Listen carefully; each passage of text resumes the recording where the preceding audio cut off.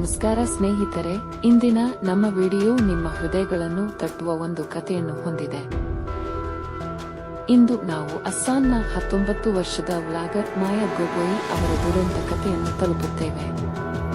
ಅವರ ಜೀವನ ಬೆಂಗಳೂರಿನಲ್ಲಿ ನಿಖರವಾಗಿ ಕೊನೆಗೊಂಡಿತು.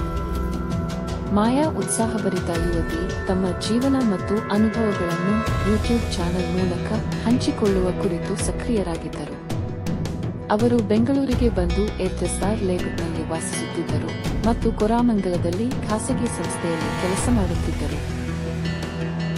2024 ನವೆಂಬರ್ 23ರಂದು ಮಾಯಾ ತಮ್ಮ ಬಾಯ್ಫ್ರೆಂಡ್ ಆರವ್ ಹನಾಯ್ ಅವರೊಂದಿಗೆ ಇಂದಿರಾನಗರದಲ್ಲಿರುವ ಹೋಟೆಲ್ ರಾಯಲ್ ಲಿವಿಂಗ್ಗೆ ಹೋಗಿದ್ದರು. ಅವರು ಸಾಮಾಜಿಕ ಮಾಧ್ಯಮದಲ್ಲಿ ಪರಿಚಯವಾದ 6 ತಿಂಗಳ ನಂತರ ಪ್ರೇಮಿಗಳಾಗಿದ್ದರು. ಹೋಟೆಲ್ ಸಿಸಿಟಿವಿ ಕ್ಯಾಮೆರಾ ನವೆಂಬರ್ 23ರಂದು ಮಧ್ಯಾಹ್ನ 12:15ಕ್ಕೆ ಜೋಡಿಯನ್ನು ಹೋಟೆಲ್ ಪ್ರವೇಶಿಸುವುದನ್ನು ದಾಖಲಿಸಿದೆ. ಆದರೆ ಯಾರಿಗೂ ತಿಳಿಯದೆ ಆರವ್ ಹನಾಯ್ ಕೃತ್ಯವನ್ನು ಪೂರೈಸಲು ಸುಸಜ್ಜಿತವಾಗಿದ್ದರು.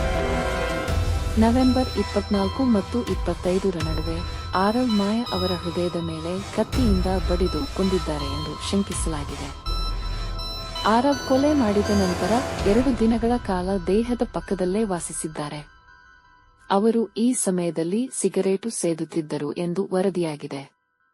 ನವೆಂಬರ್ 26ರಂದು ದೇಹವನ್ನು ಕಂಡು ಆತಂಕಗೊಂಡ ಸಿಬ್ಬಂದಿ ಪೊಲೀಸರಿಗೆ ಮಾಹಿತಿ ನೀಡಿದರು. ಆರವ್ ಅವನನ್ನು ಪೊಲೀಸರು ಬಂಧಿಸಿದ್ದಾರೆ. ಇದು ಈ ದುರಂತ ಪ್ರಕರಣಕ್ಕೆ ಅಂತಿಮವಾಗಿ ದಾರಿ ಮಾಡಿಕೊಟ್ಟಿತು.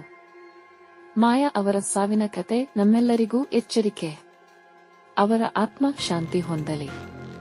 ಇಂತಹ ಹೆಚ್ಚಿನ ವಿವರಗಳಿಗಾಗಿ ನನ್ನ ಕನ್ನಡ ಚಾನೆಲ್ ಅನ್ನು ಲೈಕ್ ಮಾಡಿ ಮತ್ತು ಸಬ್ಸ್ಕ್ರೈಬ್ ಆಗಿ.